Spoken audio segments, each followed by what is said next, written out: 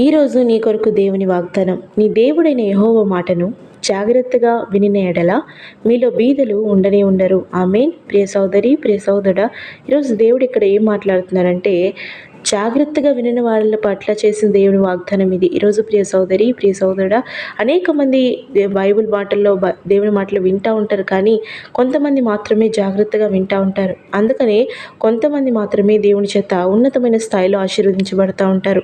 ఈరోజు ప్రియ సోదరి, ప్రియ సోదరుడా, ఎవరైతే ఆయన మాటను విని ఆయన యందు భయభక్తులు కలిగి జీవిస్తూ ఉంటారో వాళ్ళ జీవితాన్ని దేవుడు ఉన్నతంగా ఆశీర్వదిస్తాడు. అనగా వాళ్ళకి జ్ఞానమును బోధిస్తూ, వాళ్ళకి ఉన్నతమైన ఆలోచనలు ఇస్తూ వాళ్ళని దేవుడు ఉన్నతమైన వ్యక్తులుగా ఆశీర్వదిస్తాడు. ఈరోజు అబ్రహాము జీవితంలో మనం చూస్తాం. ఆయన మాటకు జాగ్రత్తగా వినడల అన్ని విషయాల్లో దేవుడు అబ్రహామును ఆశీర్వదించాడు. అదేవిధంగా నీ జీవితాన్ని కూడా ఆయన ఆశీర్వదించాలని ఆశపడుతున్నాడు. ఆమేన్.